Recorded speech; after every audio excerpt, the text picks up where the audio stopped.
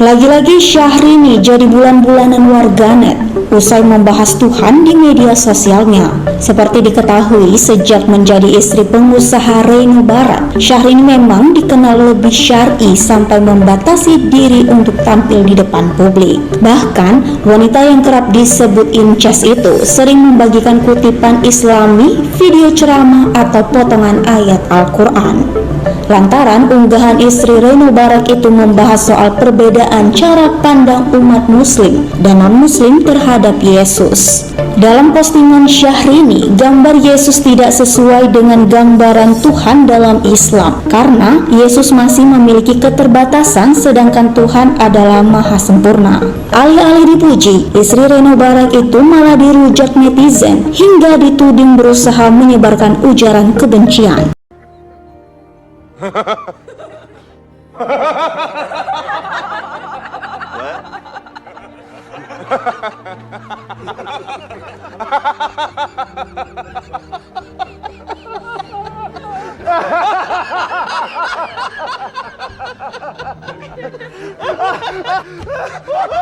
Jesus Christ, great.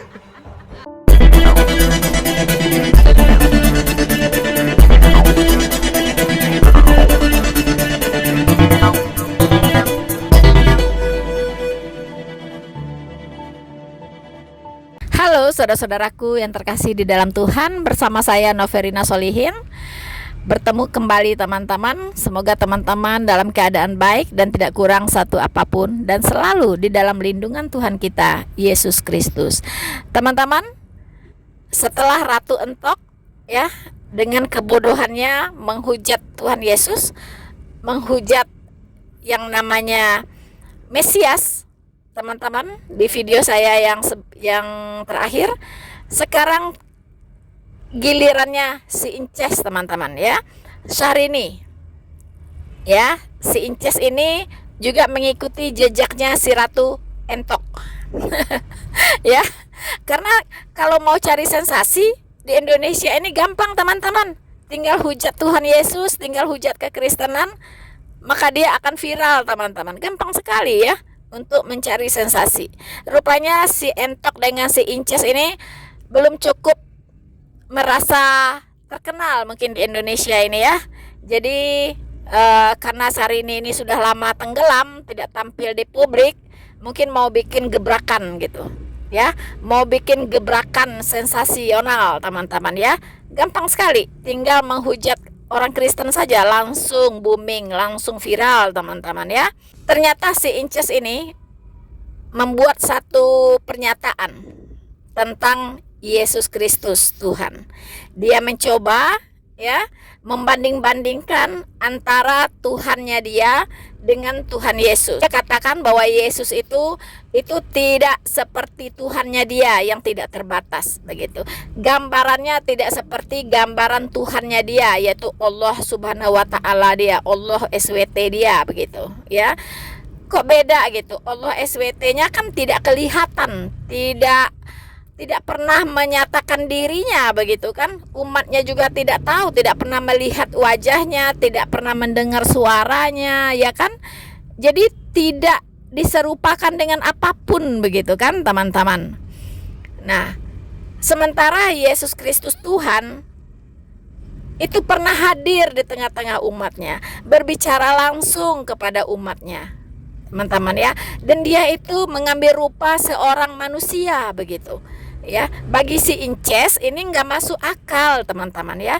Kok Tuhan makan, minum, tidur, ya kan, terus punya keterbatasan pengetahuan, dia katakan. Kurang jelas juga apa yang dia maksud dengan keterbatasan pengetahuan ya. Padahal Tuhan Yesus sudah bernubuat sangat banyak sekali tentang banyak hal, dan itu ditepati secara akurat. Bahkan tentang apa yang terjadi di akhir zaman, apa yang akan terjadi di hari akhir nanti, bahkan di sorga nanti, bahkan di neraka nanti, itu Tuhan Yesus sudah kasih tahu semuanya. Lalu dia bilang Yesus punya keterbatasan pengetahuan. Wow. Luar biasa ya si incest ini. Nggak tahu gurunya ustadz mana ini si incest ini ya, nggak tahu guru spiritualnya siapa ya, teman-teman. Nah, memang kita lihat si Inces ini sejak menikah dengan siapa nama suaminya? Barak-barak gitu ya. Jadi dia sejak menikah memang penampilannya berubah ya. Jadi dia semakin islami teman-teman ya, semakin islami gitu kan. Nggak masalah kalau penampilan islami ya. Tapi kalau pemikirannya juga berubah, karakter berubah, perilakunya berubah semakin islami, suka membuat sensasi, yang suka masuk ke kamar orang lain, nah ini yang nggak boleh ya. Coba tanya si Deddy Kobuzer ya kan. Nah itu nggak boleh masuk ke kamar orang lain gitu kan. Nah ini Syahrini ini seperti si Ratu Entok ya, seperti ya mualaf yang lain, ustadz yang lain ya, itu suka sekali masuk ke kamarnya orang Kristen gitu ya. Masuk ke kamar orang Kristen, rumah orang rapi-rapi diberantak-berantakin gitu kan. Samalah kayak seperti itu istilahnya teman-teman. Sementara mereka keluar-keluar tidak boleh masuk ke kamar orang lain gitu kan. Jadi ke kamar mereka nggak boleh. Kalau kita ngebahas agamanya nggak boleh. Tapi kalau mereka ngebahas agama kita boleh gitu kan. Ya begitulah mereka ya. Enak sendiri gitu kan. Tapi kalau bagi kita mau masuk kamar kita silahkan ya. Silahkan, tidak masalah. Anda mau bicara kekristenan bagaimanapun silahkan saja, dan siap saja kami counter gitu kan. Dari apologet siaga terus nih mengcounter orang-orang seperti ini ya. Nah teman-teman, memang kalau jadi Islam itu kalau tidak menghujat nggak afdol teman-teman ya. Kalau jadi Islam nggak menghujat agama lain, nggak menghujat kekristenan, nggak menghujat Tuhan Yesus, nggak afdol gitu. Belum bisa dikatakan Islami gitu ya kalau belum menghujat. Termasuk si Inces ini gitu ya. Dia tidak tahu bahwa Yesus Kristus itu adalah satu-satunya Tuhan bagi seluruh umat manusia, bagi semua orang. Bisa dibaca di Roma 10 ayat 12 ya. Di situ dikatakan bahwa Tuhan dari semua orang itu adalah Yesus Kristus ya. Tuhan dari semua orang itu adalah Yesus Kristus, tidak ada Tuhan yang lain. Yesus adalah Tuhan bagi semua orang. Roma 10 ayat 12. Yesus berkuasa di bumi dan di sorga, dan dia adalah Raja kerajaan sorga. Yohanes 18 ayat 36. Kemudian Yesus berkuasa mengampuni dosa ya. Lukas 5 ayat 24, Matius 9 ayat 6, Markus 2 ayat 10 teman-teman ya. Kalau dia manusia biasa seperti si Inces, apakah si Inces ini berkuasa mengampuni dosa? Jangankan si Inces, nabinya saja ya, nabinya itu berkuasa nggak mengampuni dosanya si Inces? Hah? Bisa nggak nabimu mengampuni dosamu Inces? Coba jawab, nabimu bisa nggak mengampuni dosamu Inces? Atau si Ratu Entok nih saya tanya juga, Ratu Entok, kira-kira nabimu bisa mengampunimu nggak? Mengampuni dosamu nggak? Hah? Enggak kan? Nah, Tuhan Yesus saya itu berkuasa loh mengampuni dosa semua orang, termasuk dosamu juga. Kalau kamu datang kepadanya dan bertobat, menerima dia sebagai Tuhan dan Juru Selamatmu, maka segala dosamu akan diampuni oleh Tuhan Yesus. Dosamu yang dulu, dosamu yang sekarang, dan dosamu yang akan datang. Nah, Inces sama si Ratu Entok ini nggak tahu, ya kan, bahwa Yesus Kristus itu berkuasa mengampuni dosa. Nah, disinilah ya terlihat sekali bahwa Yesus Kristus itu bukan manusia biasa, tapi dia adalah manusia ilahi. Dia 100% Allah, dia juga 100% manusia. Ya, dia adalah firman Allah yang datang ke bumi ini mengambil rupa seorang manusia. Mengapa dia harus menjadi seorang manusia? Karena dia akan menjadi penebus manusia. Ya. Jadi manusia yang berdosa seperti si Inces dan si Entok ini dan saya, semua umat manusia ini adalah manusia berdosa, tidak ada yang suci, maka dibutuhkan seorang manusia yang suci. Ya.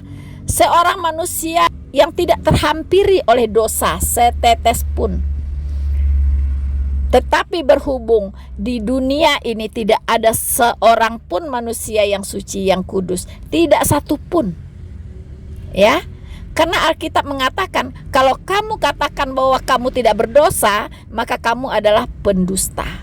Jadi semua manusia di bumi ini tanpa kecuali adalah manusia berdosa. Ya. Nah, manusia berdosa itu mustahil bisa menebus manusia yang berdosa juga. Satu-satunya manusia yang bisa menebus manusia berdosa adalah manusia yang tidak berdosa. Berhubung di bumi ini tidak satu pun manusia itu yang tidak berdosa, maka Allah atau firman Allah turun ke dunia ini, nuzul menjadi manusia yang tidak berdosa, manusia yang kudus, yang suci. Karena Allah itu kudus, Allah itu suci. Hanya dialah yang bisa menjadi manusia yang kudus, manusia yang suci. Hanya dialah yang layak untuk menebus manusia yang berdosa ini dari penghukuman dosa atau neraka. Di dalam kitab Yesaya sudah dinubuatkan bahwa Yesus Kristus mengambil alih penyakit kita, yaitu penyakit dosa yang dimaksud, teman-teman, ya. Kita yang seharusnya disiksa di neraka udah karena dosa-dosa kita, Tuhan Yesus mengambil alih itu semua. Makanya dia harus menjadi manusia supaya dia bisa mati. Dia menjadi manusia supaya dia bisa mati menggantikan kita. Karena dia bisa turun ke dunia orang mati atau ke neraka itu hanya melalui kematian. Jadi dia menjadi manusia supaya dia bisa mati. Melalui kematian itu dia bisa turun ke dunia paling bawah, yaitu neraka. 3 hari 3 malam dia di sana, dan pada hari ketiga dia bangkit. Dia menang atas maut. Dan dia sudah selesai melakukan hukuman atas dosa kita. Kita sudah dibebaskan dari penghukuman dosa. Cara Tuhan Yesus menebus kita sebagai orang berdosa, yaitu melalui transaksi rohani. Tuhan Yesus mengambil posisi saya sebagai orang berdosa. Ketika saya percaya, bertobat, ya, menerima dia sebagai Tuhan dan Juru Selamat saya, pada saat itu Tuhan Yesus mengambil posisi saya dan saya mengambil posisinya Tuhan Yesus. Tuhan Yesus mati bagi saya dan saya hidup bagi Tuhan Yesus. Makanya Tuhan Yesus bilang, akulah gembala yang baik, aku menyerahkan nyawaku bagi domba-dombaku. Ya, dia menyerahkan nyawanya bagiku dan aku hidup bagi dia. Kalau ada Tuhan meminta nyawa umatnya untuk dia, nah itu kebalik. Ya, kan ada orang di luar sana rela ya menyerahkan nyawanya, pasang bom bunuh diri untuk Tuhannya. Beda, ya. Memang seperti Ences bilang Tuhan kita berbeda. Ya memang berbeda, Ences, ya. Kalau Tuhanmu itu meminta supaya nyawamu kamu serahkan untuknya. Ya. Nah, kamu boleh ya kamu boleh berjihad, mati syahid dengan membunuh dirimu, pasang bom. Kamu boleh melakukan itu untuk Tuhanmu. Tetapi kalau Tuhan saya mengatakan, akulah gembala yang baik, aku menyerahkan nyawaku untuk domba-dombaku, untuk umatku. Itulah bedanya Tuhan kita. Memang berbeda, Ces, memang berbeda gitu. Ya. Tuhan Yesus kami datang ke dunia ini menjadi sama dengan manusia, mengambil rupa manusia, merendahkan dirinya menjadi sama dengan manusia. Ya, dia datang ke tengah-tengah umatnya. Makanya dia disebut juga Immanuel, itu nama lainnya dia. Immanuel artinya Allah beserta kita. Ya, dia beserta umat-umatnya di dunia ini. Dia datang ke tengah-tengah umatnya. Makanya dia disebut Immanuel, Allah beserta kita. Memang beda dengan Tuhanmu. Kamu saja tidak kenal dia secara baik mungkin ya, karena kamu tidak pernah mendengarkan suaranya dan dia tidak pernah menampakkan diri kepada siapapun. Ya, tidak ada. Tetapi kalau Tuhan Yesus itu menampakkan diri kepada semua nabi-nabi. Ya, di Perjanjian Lama dia datang dalam bentuk Kristopani, ya kan? yaitu Kristus yang ada di perjanjian lama. Itu namanya Kristofani. Ia menampakkan diri kepada Abraham, kepada Musa, ya kan, kepada semua nabi-nabi yang ada di perjanjian lama. Tapi dia mengambil rupa macam-macam. Ada dalam rupa semak, ya, semak yang terbakar. Dia juga bisa menampakkan diri dalam tiang awan, tiang api waktu bangsa Israel keluar dari Mesir. Macam-macam.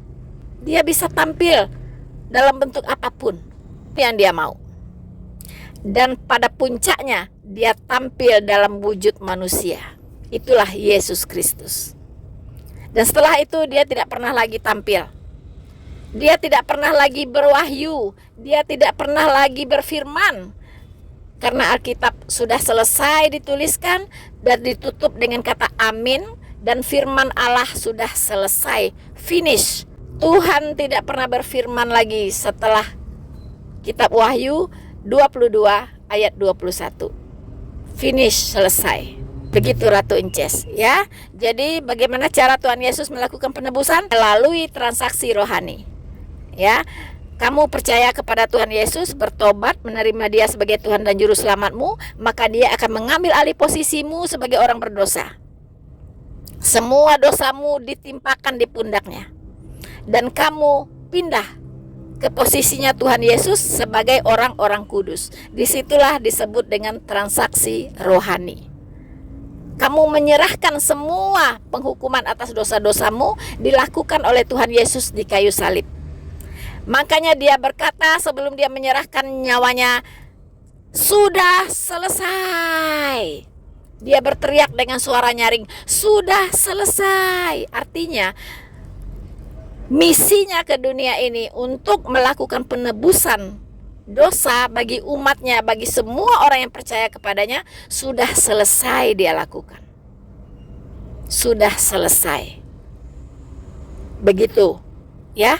Inces, Ratu Entok, Kainama, CS, ya kan? Begitu caranya orang Kristen diselamatkan. Makanya jangan heran ada ayat yang berbunyi, terkutuklah dia yang tergantung di kayu salib. Ya, itu kan ayat itu sering digunakan, kalian pakai kan? Ya, oleh si Zuma sering dipakai bahwa Yesus itu terkutuk, orang terkutuk. Dia tidak mengerti bahwa Yesus Kristus yang Maha Kudus, yang Maha Suci menjadi terkutuk karena dosa saya, karena dosanya si Zuma, karena dosanya si Entok, karena dosanya si Inces, karena dosanya si Kaing Nama, karena dosanya si Antu Blau. Semua orang di dunia ini yang berdosa itu ditimpakan ke pundaknya Tuhan Yesus. Maka dia menjadi orang yang sangat berdosa pada saat itu. Karena dosa seisi dunia ditimpakan kepadanya. Dia berdosa bukan karena perbuatan dia, bukan. Dia adalah manusia yang sangat kudus, suci. Tapi karena dosa-dosa kita ditimpakan kepadanya, kutuk-kutuk yang harusnya menimpa kita diserahkan kepadanya, diambil alih olehnya. Makanya dia disebut terkutuklah dia yang tergantung di kayu salib, karena dosa-dosa kita, kutuk kita yang diambil alih olehnya. Ya, paham ya? Jadi bagi si Zuma yang selalu gagal paham, semoga mengerti. Ya, Yesus Kristus disebut sebagai manusia terkutuk yang di kayu salib itu karena dosamu, Zuma. Ya, karena dosamu. Kamu tinggal sedikit lagi percaya kepadanya, maka sudah dosamu selesai. Tapi karena kamu tidak percaya kepadanya, alih-alih kalian percaya kepadanya, malahan kalian menghujatnya, jangan harap dosamu akan kau tanggung sendiri di neraka. Ya, kau bereskan sendiri di neraka dan tidak akan pernah beres. Karena neraka itu kekal. Sekali kau cemplung ke dalamnya, kau tidak akan pernah keluar lagi. Oke? Dan ingat, ya, mengapa orang-orang seperti si Inces, si Entok, ya kan, si Zuma, siapa lagi itu, siapalah banyak banget ya. Ya, mereka-mereka para penghujat ini, mengapa mereka getol menghujat Tuhan Yesus? Karena mereka tidak mengenal Dia. Mereka tidak mengenal Allah. Ya, mereka tidak mengenal Allah. Tuhan Yesus mengatakan itu karena mereka tidak mengenal aku. Tuhan Yesus sudah mengatakan bahwa mereka akan berbuat demikian karena mereka tidak mengenal Bapa maupun aku. Yes, mereka para penghujat ini tidak mengenal Bapa, tidak mengenal Yesus. Itulah sebabnya mereka berkata apapun ya tentang Tuhan Yesus, memfitnah, menghujat, ya kan? Seenak udelnya, karena mereka tidak mengenal Bapa dan juga tidak mengenal aku, kata Tuhan Yesus. Begitu ya, inces rantu entok. Lalu mengapa pula kalau dia Tuhan, dia tidur, dia makan, dia minum? Iya kan? Mengapa pula begitu, kan dia Tuhan. Hei, Tuhan sudah menjadi manusia. Firman sudah menjadi manusia. Kalau dia sudah menjadi manusia, sama seperti kita, maka dia juga butuh makan, butuh minum, butuh tidur. Ya, tetapi dia tidak melepaskan hakikatnya sebagai Allah. Makanya dia berkuasa mengampuni dosa. Dia berkuasa membangkitkan orang mati. Ya. Dia berkuasa mengubah air jadi anggur. Dia berkuasa mendatangkan roti dari langit. Tuhan Yesus berkuasa memberi makan 5.000 orang dengan 2 ikan dan 5 roti. Dan itu pun masih bersisa 12 bakul penuh. Itulah kuasa keilahian dari Tuhan Yesus. Banyak lagi kuasa-kuasa keilahian dari Tuhan Yesus. Dan banyak sekali orang-orang itu sudah melihat, sudah menyaksikan dengan mata kepalanya sendiri di zaman itu tentang mujizat-mujizat yang dilakukan oleh Tuhan Yesus. Namun banyak di antara mereka yang tidak percaya. Apalagi sekarang 2000 tahun ke sini. Tetapi Tuhan Yesus berkata, berbahagialah orang yang tidak melihat namun percaya. So teman-teman, terakhir saya ingin memberikan himbauan ya kepada saudara-saudara muslim ini, siapapun Anda. Kalau Anda ingin tahu tentang Yesus Kristus ya, seperti apa dia, bagaimana dia, sebaiknya Anda jangan sungkan-sungkan untuk membeli Alkitab dan membacanya. Atau Anda download dari Play Store ya, Alkitab elektronik itu ada ya. Jadi Anda tinggal membawa di HP Anda ya. Anda bisa membacanya setiap saat Alkitab. Jadi bacalah Alkitab kalau Anda ingin mengenal siapa Tuhan Yesus. Anda tidak bisa mengenal Yesus Kristus itu kalau Anda membaca di kitab Anda ya, atau Anda cuman modal dengar-dengar dari ustadz Anda. Itu tidak akan bisa ya. Pasti salah kaprah semua. Ya, Anda tidak akan bisa mengenal Yesus Kristus di luar Alkitab, saya katakan. Hanya melalui firman Tuhan yang ada di Alkitab, Anda bisa mengenal Yesus Kristus dengan benar. Bahkan Anda bisa mengenal semua kebenaran hanya dari Alkitab. Ya, kalau ada yang tidak Anda pahami, bertanyalah kepada umat Kristen. Bahkan kami para apologet terbuka, ya. Kalau Anda mau menanyakan sesuatu yang tidak Anda pahami. Jadi kalau bicara tentang kekristenan, kalau mau tahu tentang kekristenan, mau tahu tentang Tuhan Yesus, mau tahu tentang segala hal yang berhubungan dengan kekristenan, bacalah Alkitab dan berdoalah kepada Tuhan Yesus. Tuhan Yesus itu berkuasa membuka pikiran Anda, asalkan Anda punya niat yang tulus untuk mengenal kebenaran. Ya, maka nanti Roh Kudus yang akan menuntun Anda, dia akan membuka pikiran Anda sehingga Anda mengerti kitab suci. Tapi kalau Anda membaca Alkitab hanya mencari-cari, mengorek-ngorek, ya, mencomot-comot ayat-ayat sembarangan, lepas dari konteks, baik konteks ayat maupun konteks Alkitab secara keseluruhan, Anda lepas dari itu, maka pasti ngawur. Anda hanya akan dijadikan objek untuk kami counter. Ya, jadi daripada kebodohan Anda dipublish, ya, diviralkan oleh para apologet, mendingan Anda belajar deh, ya. Diam-diamlah baca Alkitab. Nggak ada salahnya daripada Anda baca-baca majalah porno-porno, ya. Mendingan Anda baca Alkitab. Ya, baca Alkitab jauh Anda akan jadi pintar. Orang-orang yang senang membaca Alkitab itu biasanya pikirannya menjadi jernih, menjadi cemerlang, kemudian juga daya nalarnya semakin mantap, teman-teman. Kemudian dia juga akan semakin cerdas, ya. Jadi kalau mau ingin semakin cerdas, bacalah Alkitab. Dijamin orang yang bacaannya adalah Alkitab dijamin jadi cerdas, teman-teman, ya. Tapi orang yang meninggalkan Alkitab dijamin jadi bodoh. Itu adalah fakta yang banyak sekali sudah dibuktikan, ya. Orang yang membaca Alkitab kesenangannya pasti jadi cerdas. So, saudara-saudaraku yang terkasih di dalam Tuhan, saya kira sekian dulu yang bisa saya komentarin. Tetaplah mendukung channel Noverina Solihin ini, teman-teman, dengan cara like, subscribe, dan jangan lupa tekan tombol loncengnya supaya Anda tetap, ya, mendapatkan update terbaru dari video-video saya. Bersama saya Noverina Solihin, Tuhan Yesus memberkati kita semua. Maranatha.